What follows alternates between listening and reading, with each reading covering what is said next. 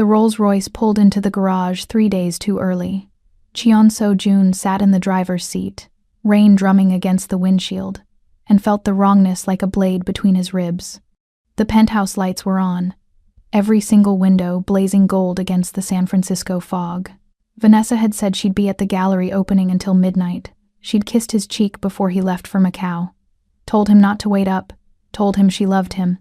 She'd lied. He took the elevator up in silence, his heartbeat too loud in his ears, drowning out the soft chime of each passing floor.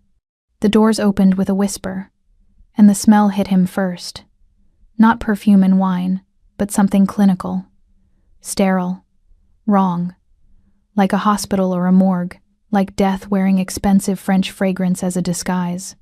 Rage flooded So-jun's body so fast he couldn't breathe, couldn't think, couldn't do anything but feel the white-hot fury of complete betrayal.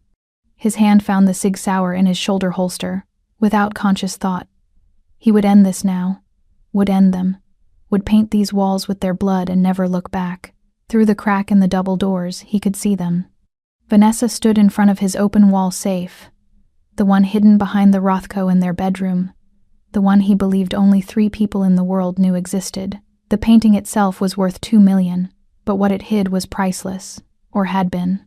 Now it hung open, revealing the steel interior and the carefully organized contents that represented 15 years of carefully maintained secrets. Her blonde hair was pulled back in that severe ponytail she wore when she meant business, when she was being Senator Harrison Kim's daughter instead of So-jun's fiancée. She wore surgical gloves, the kind that left no prints, no DNA, no evidence. And her movements were precise, methodical, professional. And beside her, Riker, his head of security, the man who'd taken a bullet for him 2 years ago in Oakland when the Russians had tried to make their move, the man he'd promoted to his inner circle, given bonuses at Christmas, trusted with his life. Riker was 6'4" of solid muscle, former Navy SEAL, the kind of man who could break bones with his bare hands or pick a lock with a hairpin. Right now, he was holding something in those gloved hands, something that made So-jun's blood run cold. Welcome back, my fierce hearts and midnight dreamers. Before we dive in, make sure you're subscribed, hit that like button, and tell me where you're watching from. I love seeing our little dark romance family stretch across cities, countries, and time zones. Every click, every comment, every bit of love you leave here helps us keep unraveling these dangerous love stories and high-stakes betrayals together. So find your quiet place, dim the lights, and get ready. Let's begin. A shirt, white cotton turned brown with old blood. So-jun's blood and someone else's. The shirt from the Petrov hit 3 years ago, the one that had started this whole nightmare, the one that had led to him meeting Vanessa in the first place. The shirt he'd burned. The shirt that should have been ash scattered across the Pacific, carried away by tides and time. But here it was. Or a perfect replica of it, manufactured evidence to seal his coffin, being sealed into an evidence bag with the kind of precision that spoke of training. Federal training. The DNA match is confirmed, Vanessa said, her voice sharp and cold. Nothing like the soft southern drawl she used in bed. Nothing like the warm laughter she shared at dinner parties. This was a different woman. A stranger wearing his fiancé's face. First-degree murder, death penalty. He dies by lethal injection, and we walk away with everything. Riker's laugh was low and hungry, the laugh of a predator anticipating a meal. And the timeline? 3 weeks. The insurance policy updates January 1st. Double indemnity. Vanessa sealed the bag with a practiced motion, then held it up to the light, examining it like a jeweler checking a diamond for flaws. 50 million, plus the legal businesses, plus the offshore accounts.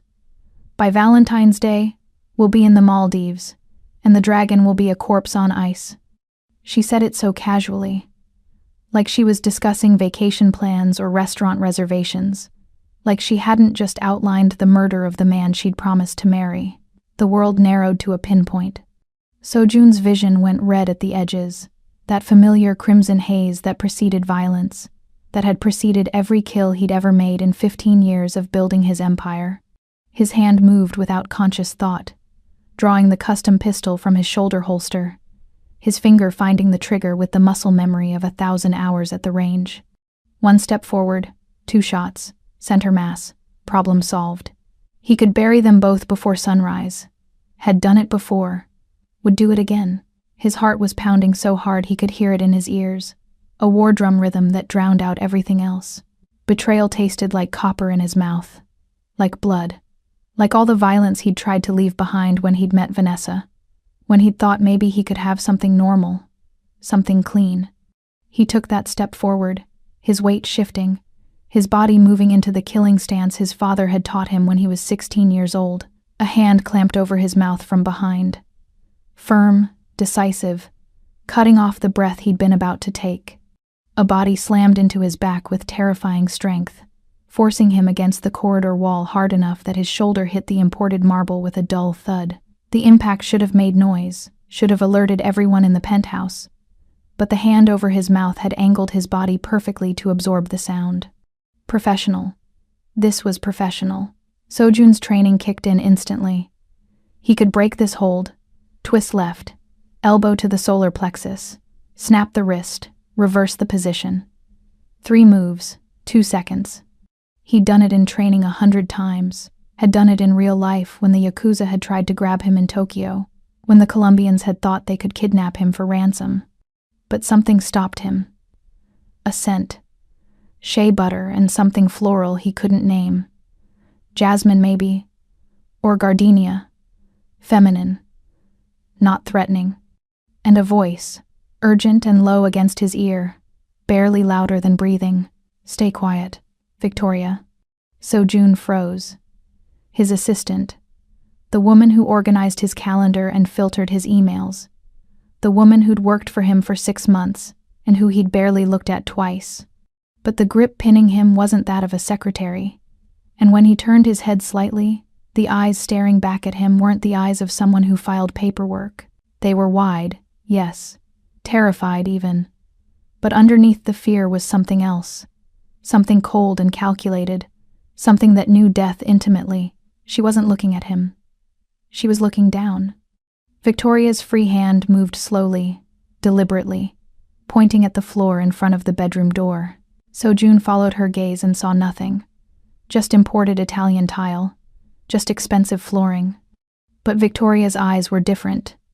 Her pupils dilated strangely, catching the dim light. Contact lenses. Special ones.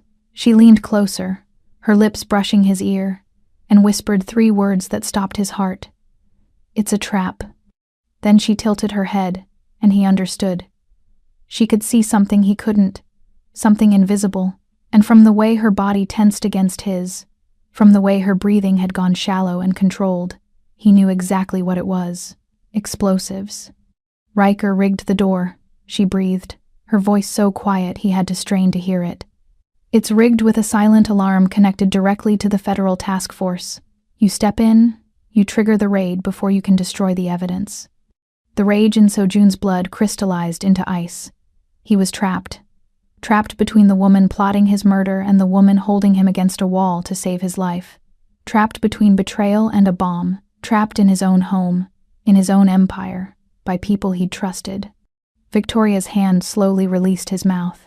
She pressed a finger to her lips, unnecessary, because Sojun understood the stakes now, and jerked her head toward the hallway. They needed to move. Now, they moved like ghosts, Victoria guiding him backward with the kind of spatial awareness that spoke of extensive training. Her hand stayed on his chest, right over his heart, feeling his pulse, monitoring his control. They slipped into his study, the room in the East Wing where he spent his nights building empires on paper and blood. And only when the heavy door clicked shut did she release him. Sojun spun, his hand finding his gun again, leveling it at her chest. At this distance, even suppressed, the shot would be loud. But he didn't care anymore. His entire world had just imploded, and the only person left standing was a woman he didn't know. Talk, he commanded, his voice deadly quiet. And this better be good, or you're fired, permanently. Victoria met his eyes without flinching. She stood there in her simple black dress, the uniform of his household staff, with a gun pointed at her heart, and she didn't beg, didn't plead. Didn't cry. She just looked at him with those dark, knowing eyes. And for the first time since she'd started working for him, Seo-jun actually saw her. She was young. Mid-20s maybe. Her dark skin caught the low light of his desk lamp, smooth and unblemished, except for a small scar near her left temple. Her hair was pulled back in a simple bun, professional and neat, but her hands bore the calluses of someone who'd spent years training with weapons. And her posture, now that he was really looking, was that of a fighter. Balanced, ready. "Your fiancé," Victoria said, dropping the American accent she used at the office, her voice reverting to a clipped, precise tone. "Isn't just cheating on you, Mr. Cheon. She's planning to kill you. And I can prove it." The words hung in the air between them like a death sentence. Seo-jun's finger stayed on the trigger, but he didn't pull it. Because despite everything, the gun, the betrayal, the bomb he'd almost walked into, something in her voice told him she was speaking the truth. "Explain," he said. "Everything. Now." Victoria took a slow breath, her eyes never leaving the barrel of his gun. 2 weeks ago, I was cleaning your upstairs study. The one Mrs. Vanessa thinks is locked. I heard voices through the heating vent. Her voice and a man's. They were discussing your murder, Riker. "Yes," Victoria's jaw tightened. "But it's not what you think. They're not lovers. They're partners. Federal partners." The word hit Seo-jun like a fist. Federal. "She's not Vanessa Kim, daughter of Senator Harrison Kim," Victoria continued, her voice steady despite the gun. "She's Agent Vanessa Hartley. DEA. She's what they call a widow spider. She seduces high-value targets, manufactures evidence, and ensures they die in federal custody while she seizes their assets through civil forfeiture." Seo-jun's blood turned to ice water. "You're lying." "I wish I was." Victoria reached slowly into her pocket, watching his eyes, making sure he saw every movement, and pulled out a small USB drive. "I recorded everything, every conversation for 2 weeks. Their plans, their timeline, the names of everyone on their payroll, including the judge who's going to deny your bail, and the warden who's going to ensure you don't survive protective custody." The gun wavered. Just slightly. Just enough for Victoria to notice. "Why?" Seo-jun asked, his voice rough. "Why tell me? Why save me?" Victoria's expression shifted then. Softened. Just for a moment. "Because I watched you for 6 months, Mr. Cheon. I saw how you donate to children's hospitals under fake names. How you paid for your driver's daughter's college tuition when he was too proud to ask. How you visit your mother's grave every Sunday even when you're exhausted." She paused. "I decided you were worth saving." Before Seo-jun could respond, before he could process the implications of her words, a distant sound made them both freeze. Sirens. Multiple vehicles. Coming fast. Victoria moved to the window, peering through the edge of the curtain. "SWAT team. FBI. They're early." "Early for what?" "For the raid. They were supposed to wait until they found you with the evidence, but Riker triggered the silent alarm early. He wants the SWAT team to breach while you're confused. He's counting on you getting shot in the crossfire." She turned back to him, and the fear was clear in her eyes now. "We need to leave. Right now." Victoria killed the desk lamp with a swift motion, plunging the study into darkness. Through the window, Seo-jun could see the flash of blue and red lights reflecting off the fog, painting the night in violent colors. Multiple vehicles, tactical teams. He could hear the rumble of heavy engines, the slam of doors, the organized chaos of a federal raid in motion.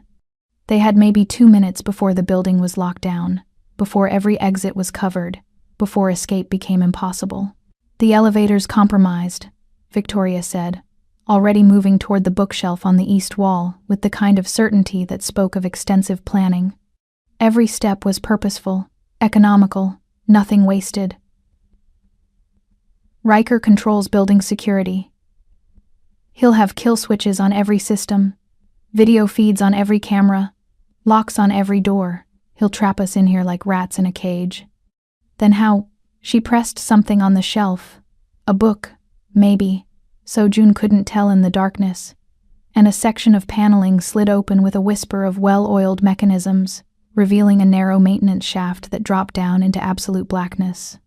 The opening was barely 2 feet wide, designed for utility workers to access the building's infrastructure, not for people to use as escape routes.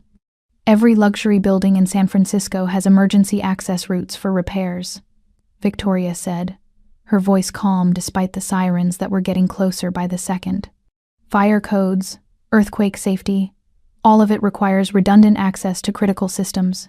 This one connects to the garbage chute system on the south side. It's the only route Riker can't monitor because it was installed before the digital security system went live. Sojun stared at the opening, at the dark shaft that dropped 40 stories into nothingness. You're insane. You're dead if you stay. Victoria was already pulling off her heels, moving with that economical grace that suggested extensive training. She reached under her dress, the simple black uniform of his household staff, and withdrew something that made Sojun's blood run cold, a subcompact Glock 26 from a thigh holster. She pulled a suppressor from her pocket and threaded it on in one smooth motion. Not the kind of weapon you picked up at a gun show. The kind of weapon that spoke of black market connections and professional violence. I scoped every escape route in this building within a week of starting work here, memorized the blueprints, tested the access points, timed the routes. This is our only option. The sirens were getting louder now, maybe 30 seconds out. Sojun could hear boots in the stairwell, heavy tactical boots on marble, the sound of armed men moving with purpose. Could hear the metallic click of weapons being readied, safeties being disengaged. Could hear the radio chatter, all units, target building, prepare to breach. He made his decision in less than a second. Lead the way. Victoria slipped into the shaft first, her body disappearing into the darkness with barely a sound. Sojun followed, his shoulders barely fitting through the opening, his expensive suit jacket catching on rough concrete edges. The space was cramped, claustrophobic, barely wide enough for one person, let alone two, and it was dark, absolute, suffocating darkness that pressed against his eyes like a physical weight. "There's a ladder," Victoria whispered from below him, her voice echoing strangely in the confined space. Rungs welded to the side wall every 18 inches. Follow my breathing. Listen to the rhythm. Don't use your phone light. It'll flare in their night vision goggles like a beacon. We need to be ghosts. So Sojun descended in complete darkness, his hands finding the metal rungs by feel, his body hyper-aware of every sound, every movement, every breath. The rungs were cold beneath his palms, textured with rust and age. His dress shoes, Italian leather, custom-made, worth more than most people's monthly rent, slipped slightly on the metal, forcing him to grip harder with his hands. Below him, he could hear Victoria's breathing. Controlled, measured, the breathing of someone who'd done this before or something very much like it. Could smell that scent again. Shea butter and flowers mixed now with concrete dust and old metal. Could sense her presence in the darkness like a lodestone, pulling him down, guiding him toward safety or doom. They climbed down for what felt like hours but was probably only minutes, time stretching strangely in the sensory deprivation of the shaft. The metal rungs bit into Sojun's hands, drawing blood he couldn't see but could feel, warm and slick, and making his grip uncertain. His shoulders screamed from the confined space, from holding his body weight with arms that were strong but not trained for this kind of sustained vertical climbing.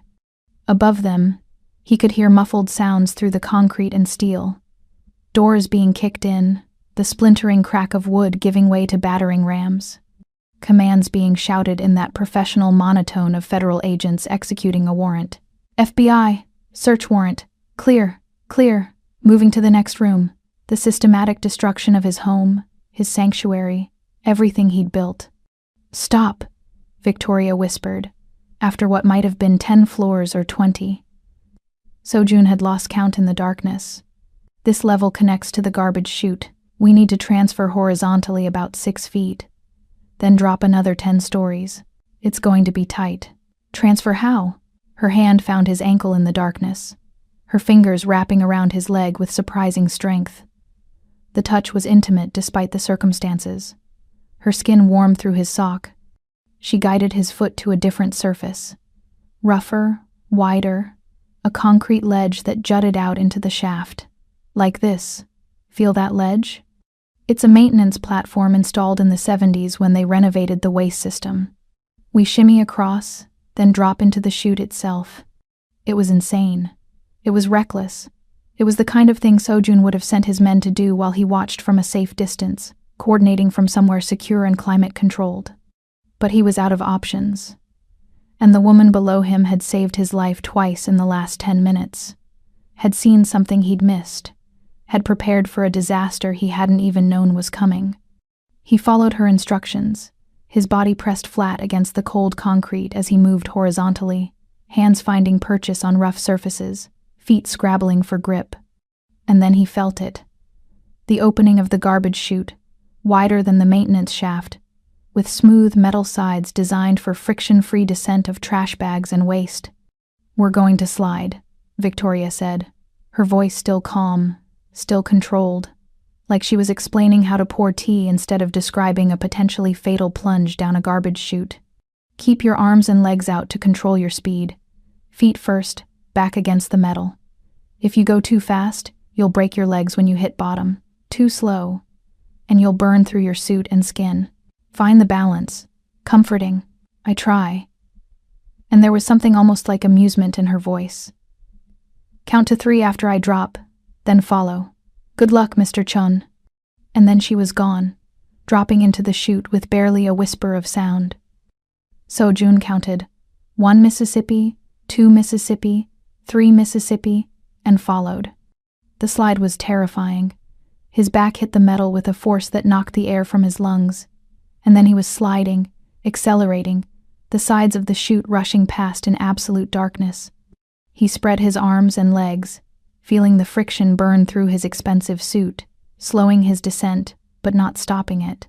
He hit bottom hard, his knees buckling, his body rolling instinctively to absorb the impact.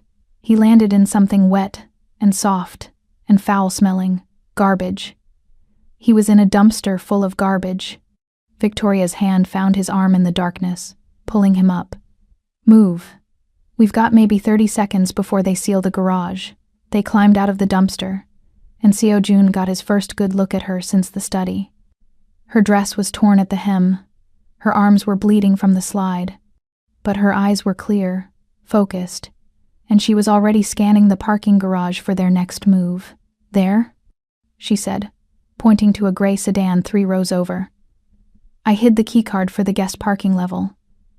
Riker never checks it. Stolen plates, clean registration. I prepped it last week." "You prepped an escape vehicle?" "I prep for everything, Mr. Cheon. That's why you're still alive." They ran, their footsteps echoing in the concrete space. Victoria didn't fumble with keys. She had them in her hand already, pressed the fob, and the sedan's lights blinked once. They were inside and moving before Sojun's brain caught up with his body. Victoria drove, her hands steady on the wheel, her eyes checking mirrors constantly. She took them out through the service exit, the one delivery trucks used, the one that fed onto a side street away from the main entrance where the SWAT team was setting up their perimeter.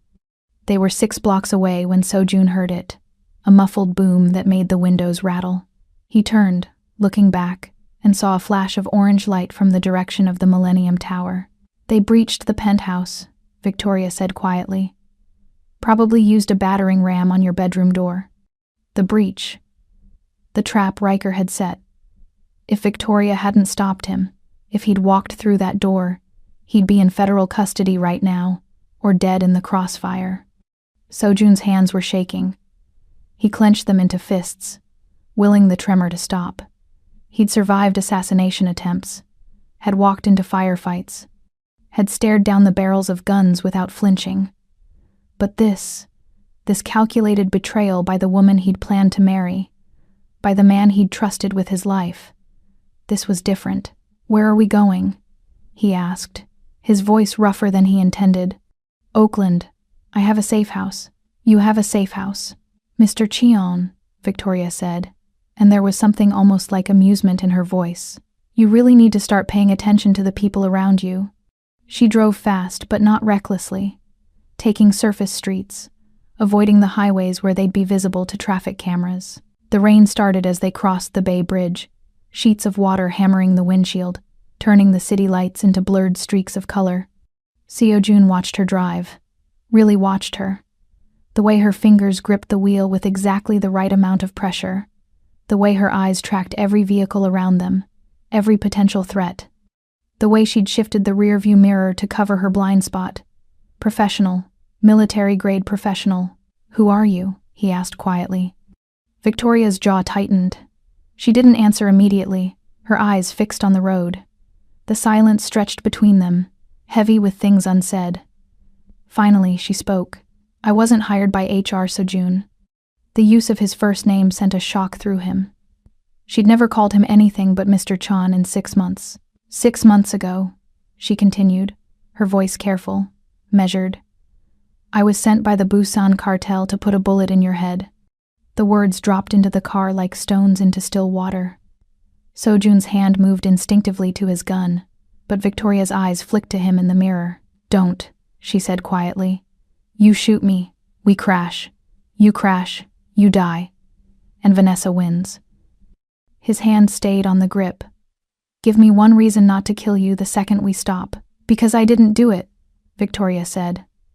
"I was supposed to. Had the shot lined up 3 different times. But I didn't take it. And you want to know why? Enlighten me." She took a breath, and when she spoke again, her voice was softer, vulnerable. "Because you're not what they told me you'd be. They said you were a monster, a dragon who burned everything he touched. But I watched you, Seo-jun, for weeks. And I saw something different." "What did you see?" "A man trying to build something real in a world that only understands destruction." The rain hammered harder.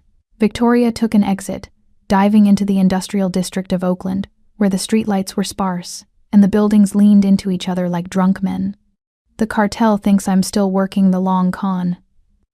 But they got impatient and sent a freelancer 2 months ago. I found his body in a dumpster near Fisherman's Wharf. You killed him and didn't even know it." Seo-jun remembered. A tale he'd noticed. A confrontation in an alley. A man who'd drawn on him and died for it. "So you're a dead woman walking," Seo-jun said. "We both are," Victoria replied. She pulled into a narrow alley between 2 abandoned warehouses and killed the engine. "Welcome to your new life, Mr. Cheon. Hope you enjoy poverty." The safe house was exactly what Seo-jun expected. A dump. A 3rd-floor walk-up above a shuttered mechanic's shop. The kind of place where the walls were thin and the neighbors didn't ask questions. Victoria unlocked 3 separate deadbolts before pushing the door open. Inside was sparse but functional. A single room with a kitchenette in one corner, a bathroom visible through a partially open door, and a futon that had seen better days. "First things first," Victoria said, wrinkling her nose. "You smell like rotting fish. The shower is through that door. There's a towel and some oversized scrubs." A single room with a kitchenette in one corner, a bathroom visible through a partially open door, and a futon that had seen better days. But the windows were covered with blackout curtains, and Seo-jun noticed the security camera feeds on a laptop in the corner. Professional paranoia. He was about to speak when Victoria moved. Fast. She was on him in a heartbeat, one hand on his chest, the other reaching for his jacket. For a wild second, Seo-jun thought she was attacking him. But then he realized she was checking for wounds. "You're bleeding," she said, her fingers finding the tears in his suit where the shoot had shredded fabric and skin. "Sit. I'm fine. You're bleeding all over my safe house. Sit."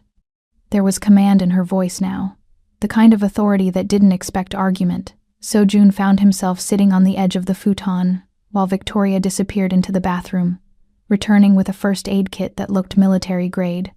She knelt in front of him, and for the first time, Seo-jun was close enough to really see her. The scar near her temple was old, surgical. Her hands, as they worked his jacket off his shoulders, were steady despite everything they'd just been through. And her eyes, those dark, endless eyes, held secrets he was only beginning to understand. "This will sting," she warned, dousing a cotton pad with antiseptic. It did, but Seo-jun didn't flinch. He'd had worse, much worse. He watched her work instead, watched the way her brow furrowed in concentration, the way she bit her lower lip when she was focusing. Intimate details he'd never noticed before, never bothered to notice. "Your fiancée," Victoria said quietly, cleaning a cut on his shoulder, "isn't who you think she is. You said that already. I mean beyond the federal agent part." She paused, her fingers gentle against his skin despite the antiseptic burn. "She's done this before, multiple times. They call her the widow in certain circles. She has a type. Powerful men in organized crime. She seduces them, manufactures evidence, gets them locked up, and seizes everything through civil forfeiture. 3 men in the last 12 years. All of them are either dead or serving life sentences in supermax facilities." Sojun's blood went cold. 5. "That they know about?" Victoria said. "Could be more. She's good at covering her tracks, and she's patient. The average operation takes 4 years from first contact to conviction." 3 years. Sojun had met Vanessa 3 years ago at a charity gala in Napa. She'd been wearing white, had smiled at him like he was the only man in the room, had made him believe he could have something normal, something clean, something that wasn't built on blood and fear. It had all been a lie. "How do you know all this?" Sojun asked. Victoria's hands paused. "Because the cartel gave me her file. I've been their cleaner for 5 years, but 6 months ago they gave me my biggest target, you. They wanted me to know what I was walking into, who the major players were, what the power structure looked like." She resumed cleaning his wounds, her touch careful. "I recognized her methodology, spent time in Langley doing research, found the pattern. You were intelligence, something like that." She didn't elaborate, just reached for bandages, her fingers brushing against the dragon tattoo that curved around his neck. She traced it without thinking, and Sojun felt that touch like electricity. "Why didn't you tell me?" he asked. "In 6 months. Why didn't you warn me?" Victoria met his eyes then, really met them, and what he saw there made his chest tight. "Because I needed proof," she said quietly. "And because I needed to know if you were worth saving, if you were the monster they said you were, or if you were something else." "And what did you decide?" Her thumb traced the edge of a bandage she'd just applied, the touch lingering longer than necessary. "I decided that monsters don't visit their mother's grave every Sunday, don't pay for children's surgeries, don't read philosophy at 3 in the morning when they think no one's watching." She'd been watching him, really watching him, seeing things he'd thought were private, were hidden. The realization should have made him angry, should have made him feel violated. Instead, it made him feel seen in a way he hadn't felt in years. His hand covered hers, stopping her ministrations. "Victoria," his phone rang. Not his primary phone. That was back at the penthouse, probably being picked apart by federal forensics teams. This was his burner, the one only 3 people had the number to. His lieutenants, the Iron Guard. Sojun pulled it out, looking at the screen. Kim Jae, his second in command. Relief flooded through him. Someone was still alive, still loyal. He moved to answer, but Victoria's hand shot out, grabbing his wrist. "Don't," she said urgently. "That's my second. Don't." Her grip was iron. Her eyes were wide with something that looked like panic. "Sojun, don't answer that phone." "Why not?" "Because Riker called a staff meeting 10 minutes ago. Your entire inner circle. The Iron Guard, your lieutenants, your drivers, your accountants, everyone. He told them you'd had a breakthrough on the Petrov case and wanted to celebrate." Seojun's stomach dropped. "No." He used the company account to order a case of Yamazaki 18 and 3 vials of oleander extract last week. Victoria's voice was shaking now. "But it wasn't your favorite, Sojun. It was oleander extract. Tasteless, odorless. Mimics a heart attack perfectly." The phone kept ringing. Sojun stared at it, unable to process what she was telling him. "They've been poisoned," Victoria whispered. "All of them. If they aren't dead yet, they will be within the hour without an antidote. Riker poisoned your entire command structure. And if that phone is ringing, it's because someone found the bodies and the FBI wants to know where you are." Sojun's hand started shaking. The phone rang 3 more times, then went silent. A moment later, a text came through. "Boss, where are you? Everyone's down. Need immediate medical. Please respond." It was a trap. Had to be. But the alternative? That everyone he trusted, everyone who'd fought beside him, everyone who'd bled for his empire, was dead. He couldn't breathe. The walls of the tiny apartment were closing in. His men, his family, his empire, all of it gone in one calculated move.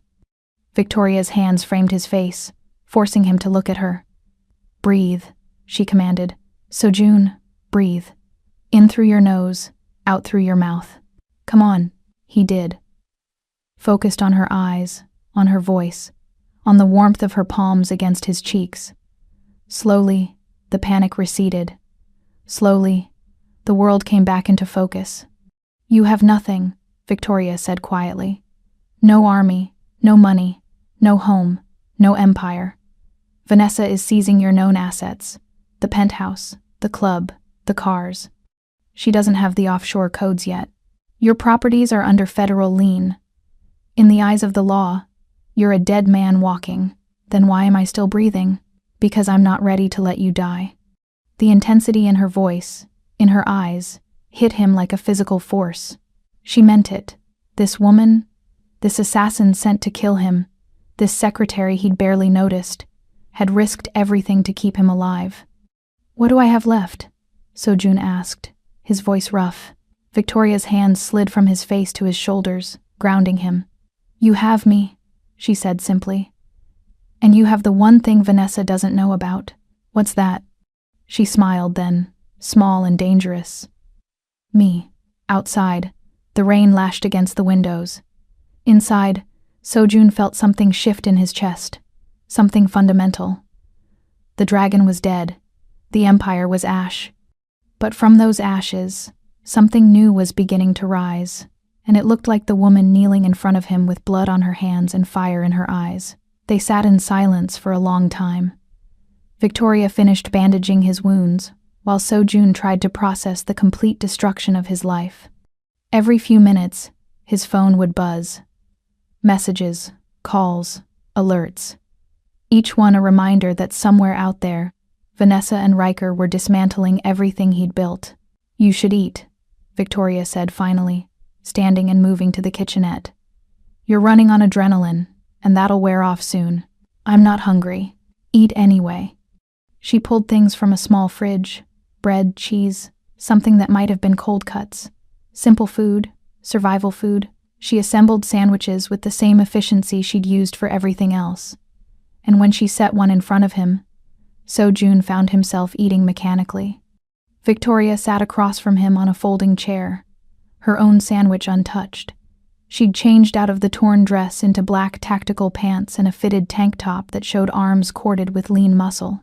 No longer the secretary. Now she looked like what she really was, a weapon.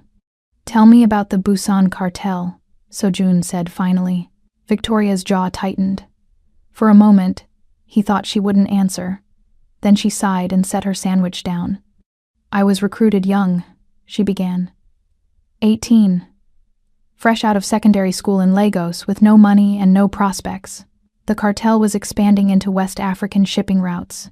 They wanted local recruits who wouldn't be missed. A man approached me at a market, said he could give me a life, training, purpose. All I had to do was learn to kill people, and you agreed. I was 18 and stupid. Victoria's laugh was bitter. I thought I was going to be a spy, like in the movies. Instead, I got 3 years of hell in a training camp in Busan. Learned 6 languages. Learned to kill with anything from a sniper rifle to a soup spoon.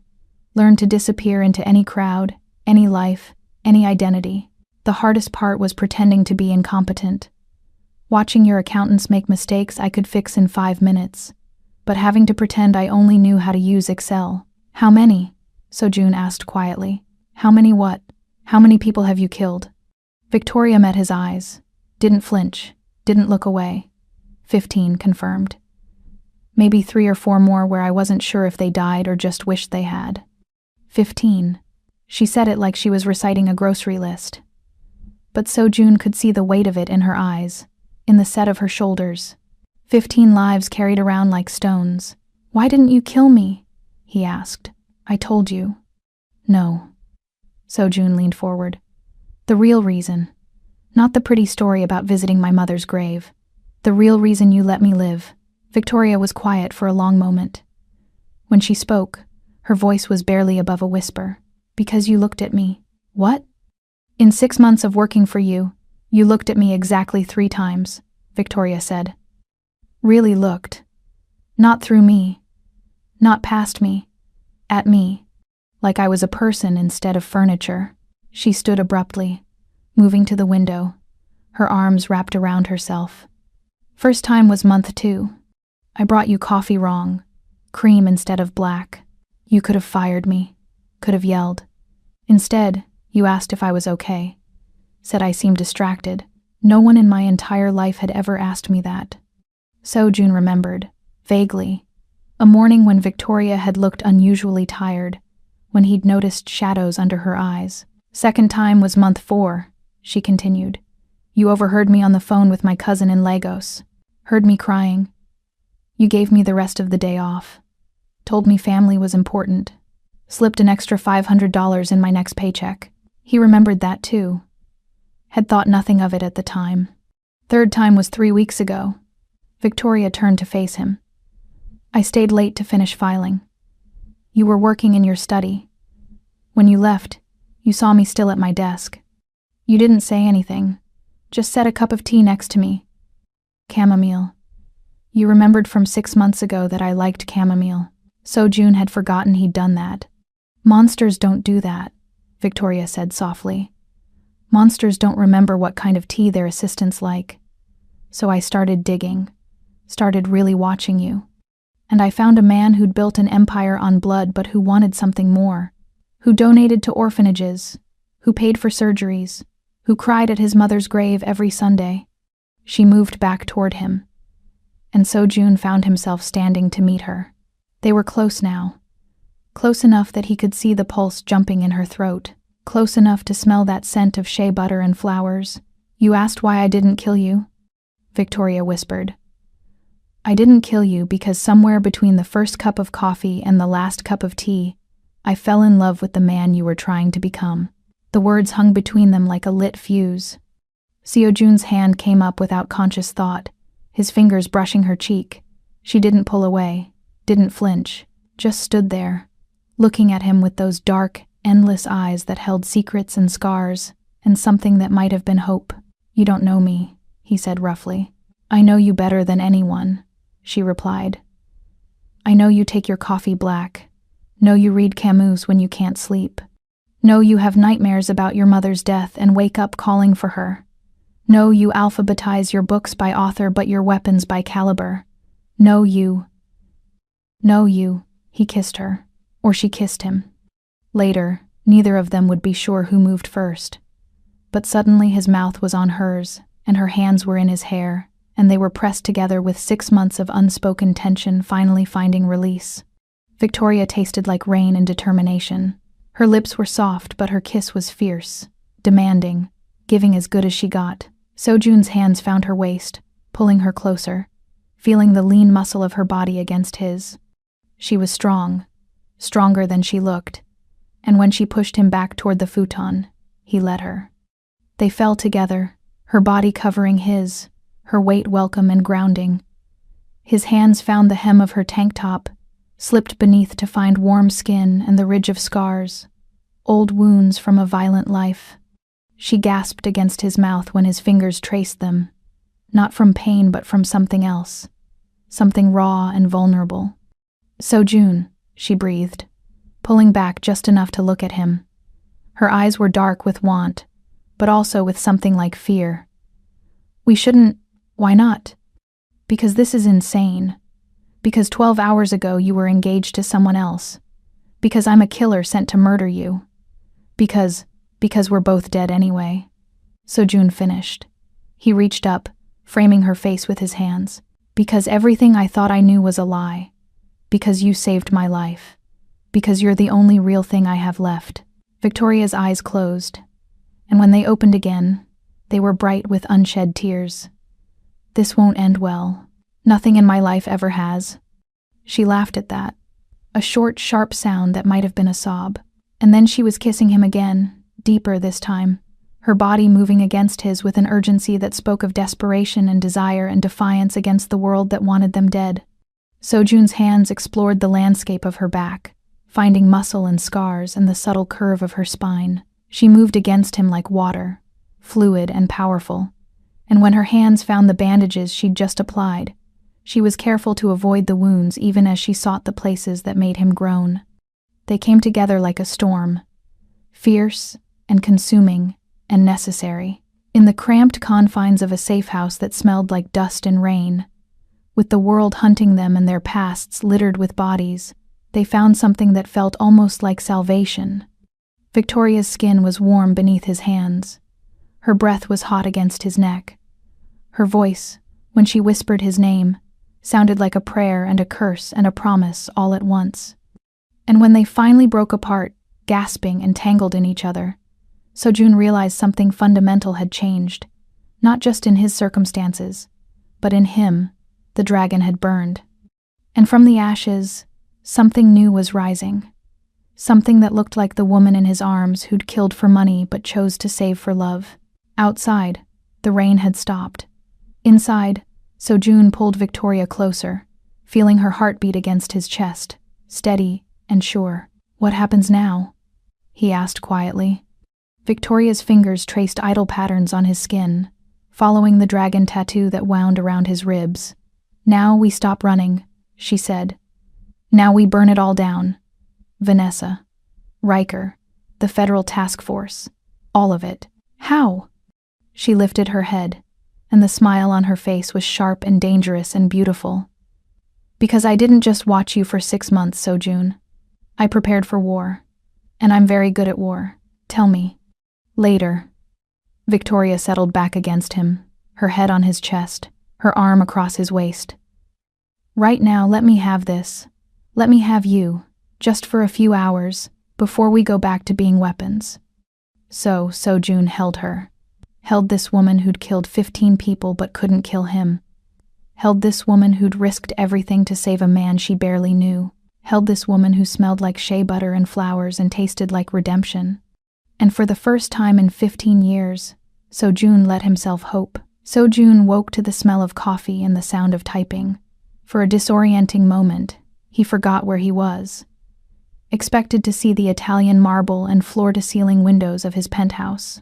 Instead, he saw water-stained walls and a woman at a laptop, silhouetted against the gray morning light.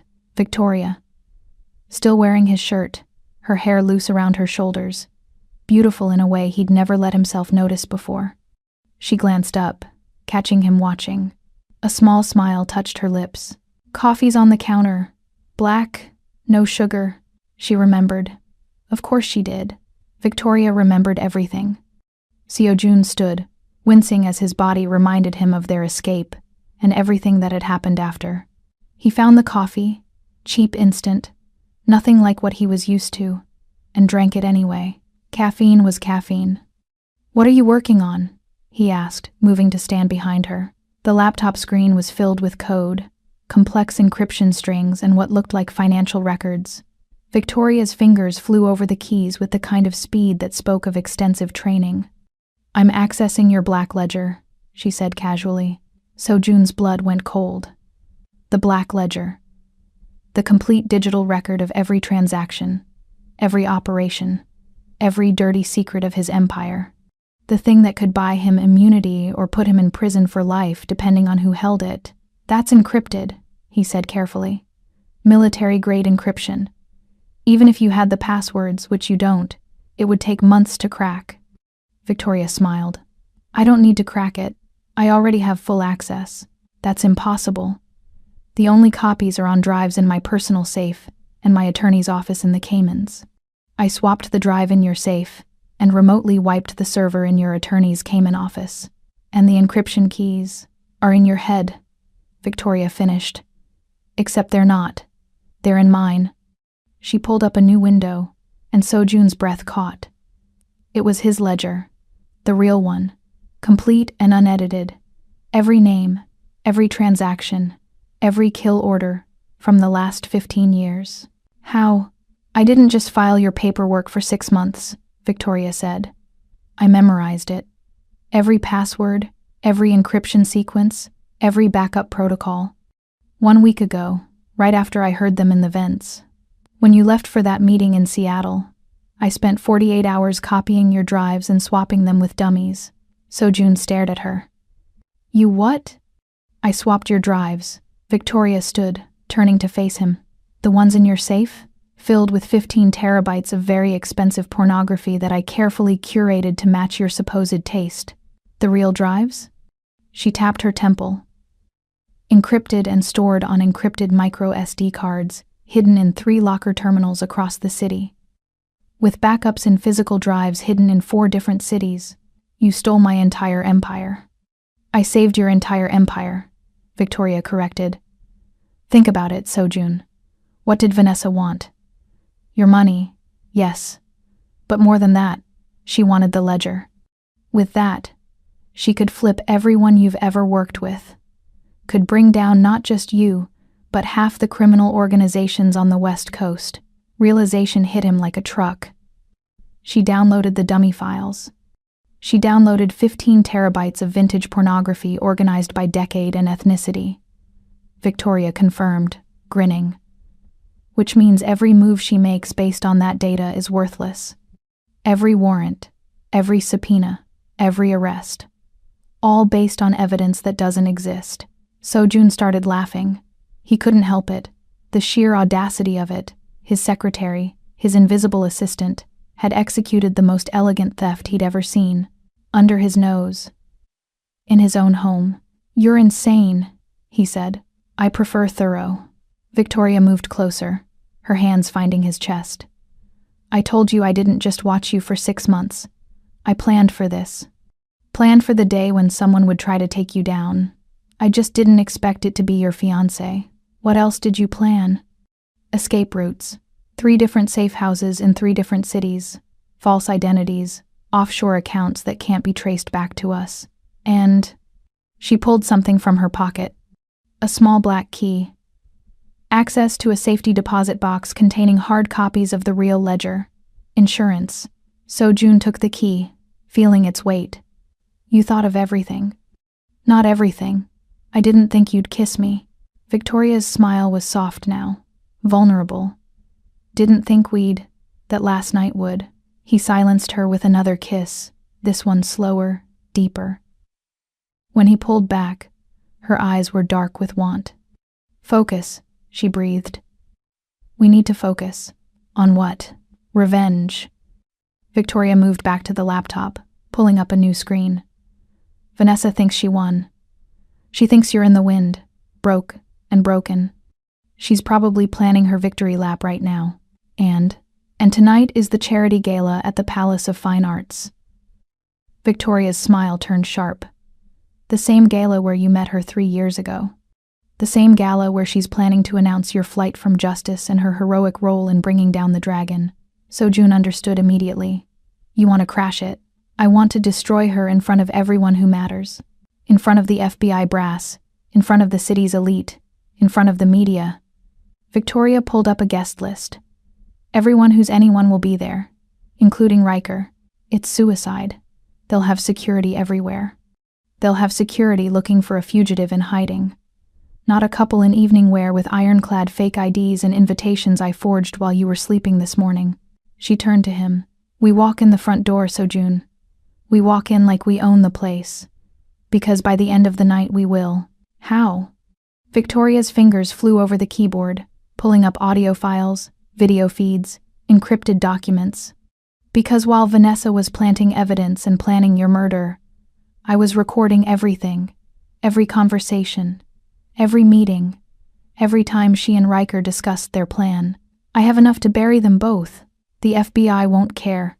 She's one of them. The FBI will care a lot when they realize their star agent has been planting evidence and committing conspiracy to commit murder. That poisons every case she's ever worked. Every conviction she's ever secured. Victoria's eyes gleamed. I'm not trying to save you from the FBI, Sojun. I'm trying to make them eat their own. It was brilliant. It was risky as hell. It was exactly the kind of move Sojun would have made if he'd had the time and resources. We'll need clothes, he said. Can't exactly crash a gala in tactical pants. Already handled. I have a storage unit in Oakland with everything we need. I picked up your dry cleaning 3 days ago and never dropped it off, so we have a tuxedo in your size. I have an evening gown in mine. Fake IDs, weapons, even cufflinks. She paused. I wasn't kidding when I said I prepared for war. Sojun pulled her close, kissing her forehead. You're terrifying. Thank you. That wasn't a compliment. I know. Victoria grinned up at him. But you're going to need someone terrifying if you want to take down a federal agent and reclaim your empire in one night. She was right. And somewhere in the past 12 hours, between the escape and the revelation and the desperate intimacy of survival, Sojun had started to see her not as a weapon or a tool or even a savior, but as a partner, an equal, someone who could stand beside him in the fire and not just survive but thrive. Partners? He asked. Victoria's hand found his. Partners. Then let's burn it all down. The Palace of Fine Arts rose from the San Francisco fog like a monument to excess.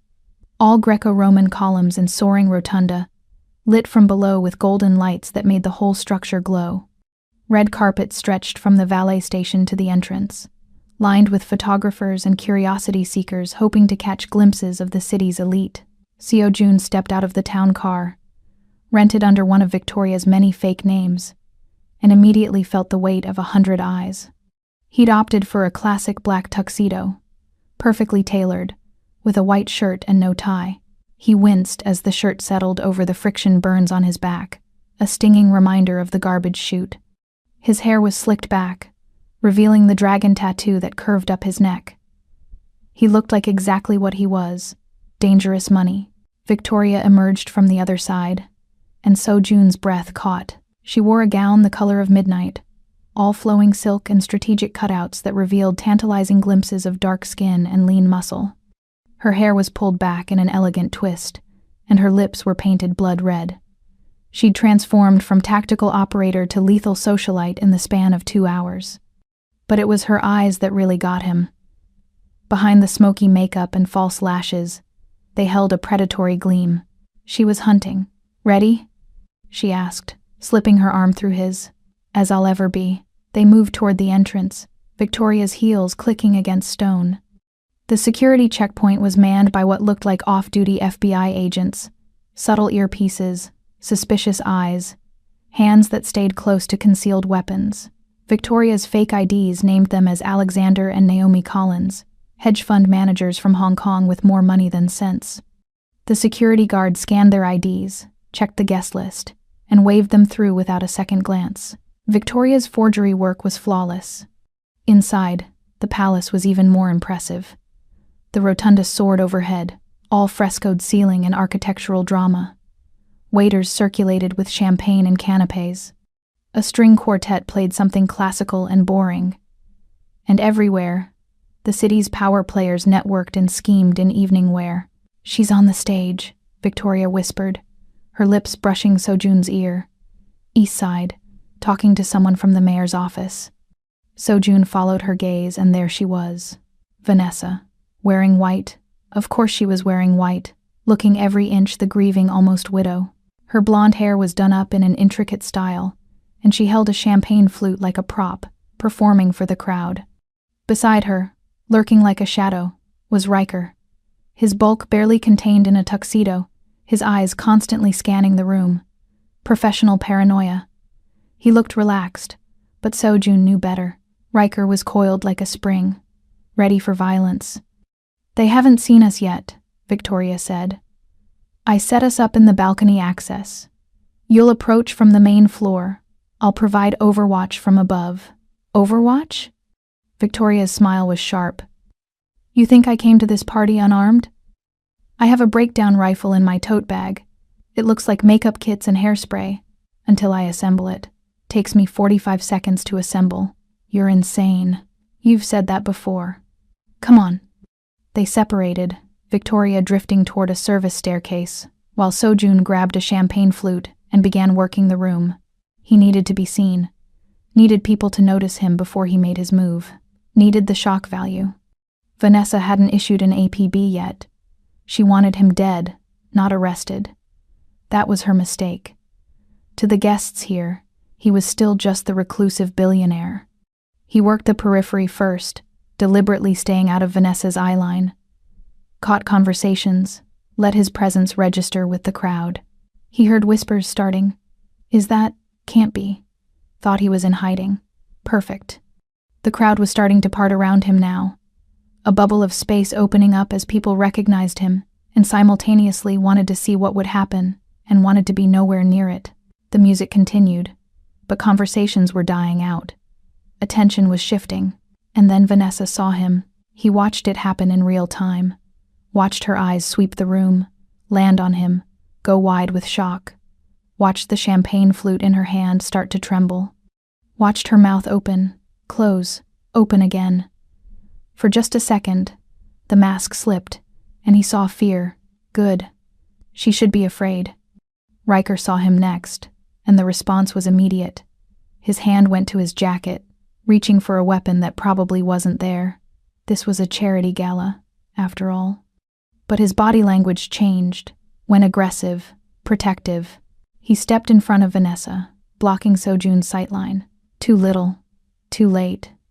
Sojun started walking, not running, not sneaking, just walking across the rotunda floor like he owned the place.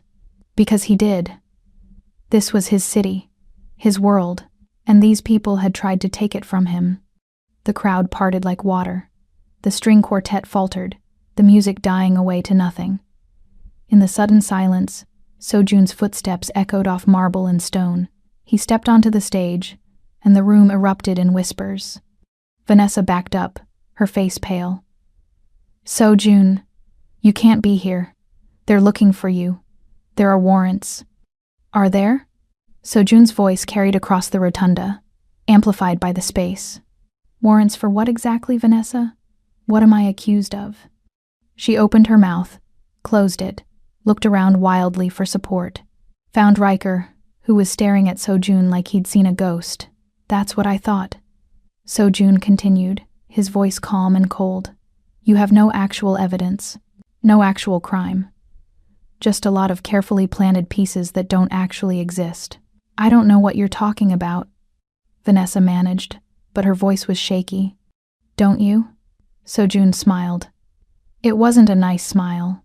Let me help you remember. December 28th, your bedroom. You and Riker, discussing how to frame me for murder, how to steal my assets, how to ensure I died in federal custody. Vanessa's face went from pale to gray. You're delusional, am I? Sojun pulled out his phone, signaling Victoria to override the AV booth's feed. Above them, the frescoed ceiling went dark, and then it lit up again, but now it was showing a projection. Video, audio, crystal clear. The room watched in stunned silence as Vanessa and Riker appeared on the ceiling above them, 20 feet tall, discussing murder like it was a business transaction. DNA is set. First-degree murder. He dies by lethal injection. And the timeline? 3 weeks. By Valentine's Day, we'll be in the Maldives, and the dragon will be a corpse on ice. The gasps from the crowd were audible. Cameras were coming out now, phones recording. Social media would have this in seconds. There was no containing it. Vanessa's face was sheet white. That was taken illegally. You can't. Fruit of the poisonous tree. Sojun agreed. Which means every piece of evidence you've manufactured against me is now tainted. Every warrant, every subpoena, every arrest, all worthless.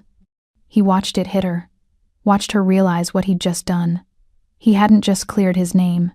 He'd destroyed her entire case, made it impossible for the FBI to touch him without admitting their star agent was corrupt. But that's not the best part, Sojun continued. He was enjoying this now, enjoying watching her squirm. See, while you were busy planting evidence, you forgot something important. What? Vanessa's voice was barely a whisper. You forgot to check if I had insurance. If someone was watching? If someone was documenting everything you did? Sojun gestured to the projection. I have footage of every move you've made for the last 2 weeks, and 6 months of audio that proves you've been working against me from day one. 6 months of you planning my murder. 6 months of you conspiracy to commit murder, evidence tampering, corruption. 6 months that's going to put you in prison for the rest of your life. No. Vanessa stumbled backward, looking for an exit, but FBI agents were already moving toward the stage. Real ones this time. Not her plants, ones who'd just watched their colleague admit to multiple felonies on camera. Riker made his move then. Drew his weapon. He had smuggled one in after all, and aimed it at Sojun. Don't move. Or what? Sojun didn't flinch. You'll shoot me? In front of 500 witnesses? In front of every camera in the room? I'll say you attacked first. No, you won't. The voice came from above. Everyone looked up. Victoria stood on the balcony, a rifle assembled and aimed. Red laser dots centered on Riker's forehead. Because I don't miss, Victoria continued, her voice carrying. And I'm very tired of traitors. Riker's eyes went wide. The gun in his hand wavered. For a moment, Sojun thought he might actually try it. Might actually fire. Then Riker smiled. Slowly, deliberately, and turned the gun back toward Sojun. He was going down, but he was taking the dragon with him. Everything happened at once. Riker's gun swung toward Vanessa, his finger tightening on the trigger. Vanessa screamed, stumbling backward. The FBI agents drew their weapons. The crowd scattered, champagne flutes shattering on marble. And Sojun dove sideways, putting himself between Riker and the crowd. But before Riker could fire, before any of it could escalate further, a shot rang out. Single, precise, professional. Riker dropped like a puppet with cut strings, the gun clattering from his hand. Blood bloomed across his shoulder. Not lethal, but incapacitating. He hit the stage hard, gasping in pain and shock. Everyone looked up. Victoria stood on the balcony, rifle still raised, smoke curling from the barrel. Her face was calm, her hands were steady, and the message was clear. She could have killed him. She chose not to. I don't like traitors, Victoria called down, her voice echoing across the stunned rotunda. But I also don't like unnecessary death. Someone call an ambulance. FBI agents swarmed the stage. Some went for Riker, securing his weapon and applying pressure to the wound. Others went for Vanessa, who was trying to run but found herself surrounded. One agent, a woman with steel-gray hair and a face like granite, approached Sojun. Mr. Cheon, she said. I'm Assistant Director Mitchell. I think we need to have a conversation. About what? Sojun kept his voice calm. About how your agent just tried to frame me for murder? About how she's been running illegal operations for years? About how this entire case is now compromised? Mitchell's jaw tightened. About damage control. And about what you want in exchange for that footage. So she understood. Good. Save time. I want to walk out of here tonight. And I want you to lose the warrant for my arrest until you clean up your own house. For myself and for my associate. He gestured to Victoria, who was being escorted down from the balcony by security. I want all investigations into my business dealings closed. And I want my assets unfrozen. That's a big ask. You just watched your star agent admit to conspiracy to commit murder in front of 500 witnesses and every major news outlet in the city? Sojun replied. How many of her cases are going to get appealed? How many convictions are going to be overturned? How much press is the Bureau going to take when this hits the morning news? Mitchell's face was stone, but her eyes flickered. She knew he was right. I can make this go away, Sojun continued. I can give you Vanessa and Riker gift-wrapped with a bow. I can even give you 6 other corrupt agents in her network. All I want is to be left alone. And your criminal enterprise? What enterprise? Sojun smiled. I'm a businessman.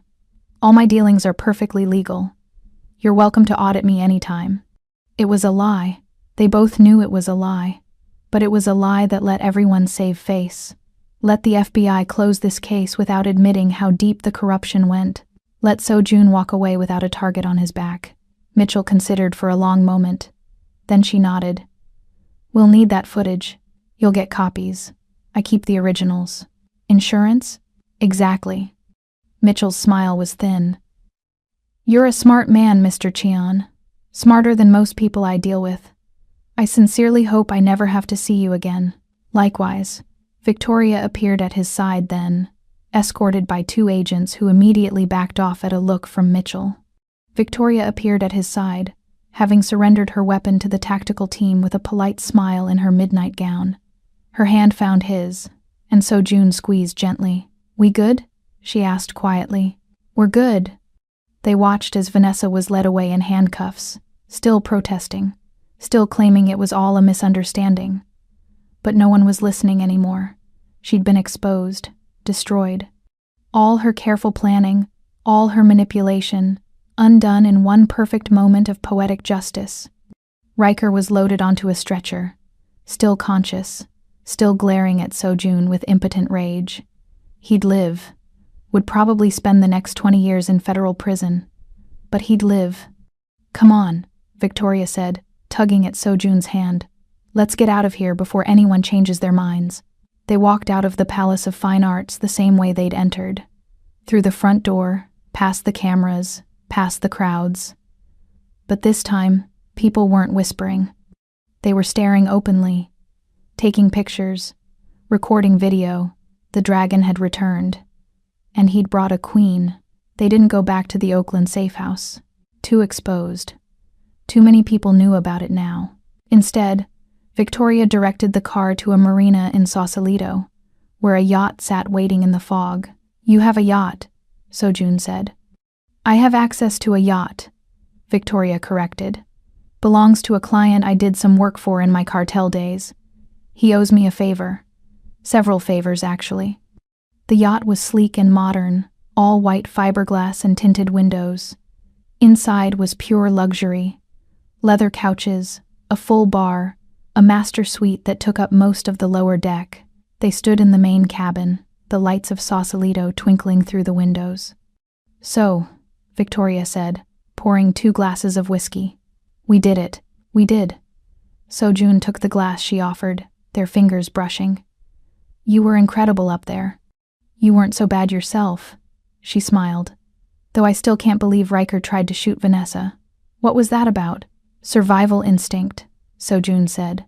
He saw everything falling apart and tried to tie up loose ends. If Vanessa died, she couldn't testify against him. He miscalculated. Most people do around you. Victoria laughed, taking a sip of her whiskey. Is that a compliment? It's an observation. Sojun set his glass down and moved closer. You saved my life. Multiple times. Destroyed my enemies. Gave me back my empire, all while making it look easy. It wasn't easy, Victoria said softly. Every second of the past 2 days, I've been terrified. Terrified I'd miscalculated. Terrified I'd get you killed. Terrified I'd lose you before I really had you. You have me, Sojun said. He took her glass, setting it aside, and pulled her close. I don't know what this is. Don't know what we are. But you have me, Victoria. Completely. She looked up at him, and her eyes were bright with unshed tears. Promise me something. Anything. Promise me you won't go back to being the dragon. Not completely. Promise me you'll try to be the man I fell in love with.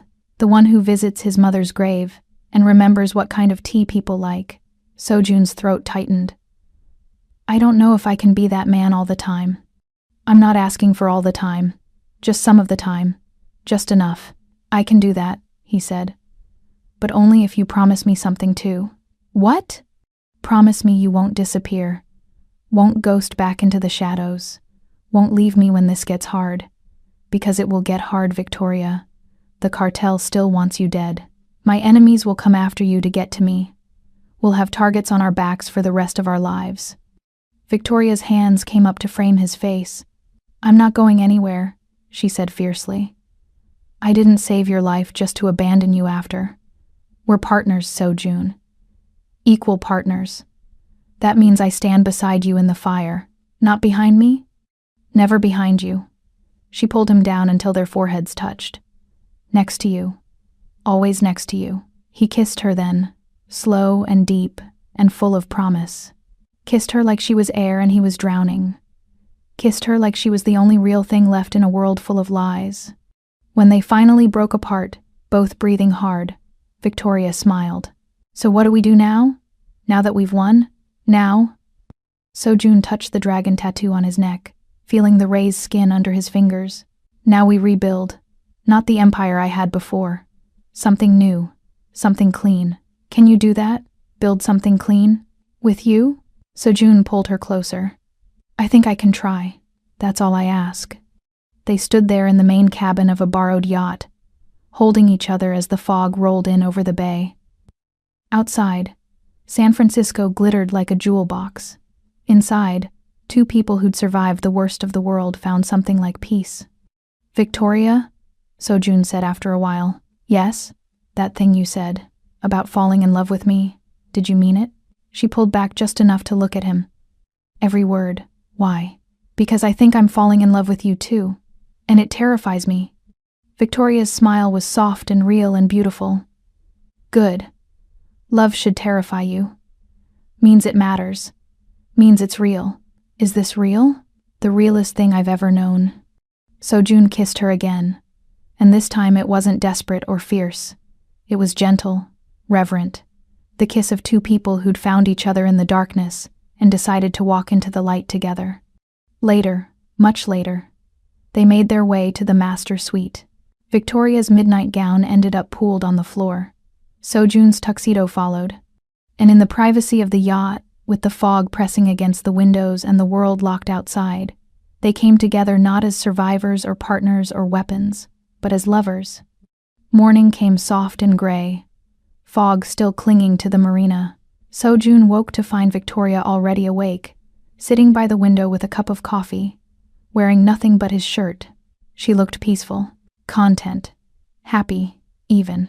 Morning, she said, not turning around. Morning. He got up, pulled on pants, and joined her. Outside, the boats rocked gently in their slips. Everything was quiet, calm, like the storm had finally passed. I've been thinking, Victoria said. Dangerous. She smiled. I've been thinking about what comes next. You said you wanted to rebuild something clean. I want to help. How? I have skills, Sojun. Skills beyond killing people and forging documents. I can create entire businesses from nothing. Can move money without leaving traces. Can build legitimate empires that can't be touched by the FBI, or the cartel, or anyone else. You want to be my CFO? I want to be your partner, Victoria corrected. Real partner. Equal say in everything. Business, personal, all of it. Sojun considered. Everything in his life before had been about control, about being the dragon, the king, the man at the top. But Victoria wasn't asking to serve. She was asking to share the throne. Partners, he agreed. But if we're doing this, we do it right. No more secrets. No more hidden agendas. No more secrets, Victoria agreed. Starting now. Ask me anything. Your real name. She blinked. What? Victoria Johnson can't be your real name. You said you were recruited at 18 in Lagos. Victoria Johnson is too Western. So what's your real name? She was quiet for a long moment. Then, Onyeka Okonkwo. Victoria was my cover identity. Used it for so long I almost forgot the real one. Onyeka. Sojun tested the name. Liked how it felt in his mouth. Beautiful. You can still call me Victoria, she said quickly. Everyone does. I'm more Victoria than Onyeka now anyway. No. Sojun took her hand. If we're doing this, really doing this, then I want to know the real you. Onyeka. She smiled, and it transformed her face. Made her look younger, softer. No one's called me that in 8 years. Get used to it. They sat in comfortable silence for a while, drinking coffee and watching the fog burn off. Eventually, Victoria, Onyeka, spoke again. The cartel will come, she said quietly. I failed my mission. They'll send someone else. Let them come. We'll be ready. And Vanessa's network? There are more agents like her. More people she worked with. They won't just let this go. Then we'll deal with them too. So June pulled her close. You said I needed someone terrifying to take on the world. Well, now I have you. And you have me. I think we can handle whatever comes. You really believe that? I believe in you. And I'm starting to believe in us. Onyeka leaned into him, her head on his shoulder. The dragon and his queen. Is that what we are? That's what they'll call us. The stories are already spreading. The Mafia boss who took down a corrupt Fed. The mysterious woman who saved him. We're going to be legends, Sojun. I never wanted to be a legend. Just wanted to survive. Well, congratulations. You survived. We survived. Now what? Sojun thought about it. Thought about his mother's grave and Sunday visits. Thought about children's hospitals and anonymous donations. Thought about the man he'd tried to be buried underneath the dragon he'd had to become. Now we build something worth surviving for, he said finally. Something clean. Something good. Something my mother would have been proud of. That's a tall order. Good thing I have an excellent partner. Onyeka smiled. Speaking of which, I should probably tell you about the other safe houses. And the offshore accounts. And the 3 different false identities I have set up for both of us. And Sojun silenced her with a kiss. When he pulled back, she was laughing. Later, he said. Tell me later. Right now, let's just be here. 2 people who survived hell and found each other. 2 people who are going to change the world. Eventually, she agreed. They spent the rest of the morning on the yacht, planning and dreaming, and occasionally forgetting to plan in favor of other activities. By the time afternoon came, they had the beginnings of a blueprint, not for an empire built on blood and fear, but for something new, something better. Legitimate businesses, charitable foundations, tech startups, real estate development, all of it clean, all of it legal, all of it building toward a future where Sojun could look in the mirror and see the man his mother had raised instead of the dragon he'd become. It'll take years, Onyeka warned. Maybe decades. The transition from crime lord to legitimate businessman isn't easy. I have time. We have time. And you're sure this is what you want? You could go back. Could rebuild the old empire. Could be the dragon again. Sojun looked at her. At this woman who'd killed for money but saved him for love. At this woman who'd given him back his life and his freedom. At this woman who saw him, really saw him, and chose him anyway. The dragon is dead, he said. Burned up in the penthouse. What rises from those ashes is something new. Someone new. And who's that? Someone who deserves you. Onyeka's eyes filled with tears. You already deserve me. You've always deserved me. You just didn't know it yet. I know it now. As the sun set over San Francisco, painting the fog in shades of orange and pink, Sojun pulled Onyeka close. They stood on the deck of the yacht, watching their city, their empire, their future, spread out before them. Stay with me, Sojun said. It wasn't a command, it was a plea. Through all of it, the good, the bad, the dangerous. Stay with me. Always, Onyeka promised. Through fire and flood and every enemy we make, I'll stand beside you. Partner, partner, he kissed her as the sun disappeared, as the city lights began to flicker on, as their new life began in earnest. And in that kiss was everything they'd survived and everything they'd become and everything they'd build together. The dragon had fallen, the queen had risen, and together, they would forge something neither of them had ever believed possible, a future worth fighting for. In the distance, San Francisco glittered like a promise. And for the first time in 15 years, Sojun believed in promises again, all because of a woman who'd been sent to kill him and chose to save him instead. All because of Onyeka, his partner, his equal, his queen. Until next time, beautiful souls. Stay safe, stay strong, and remember, sometimes the people sent to destroy us end up saving us instead.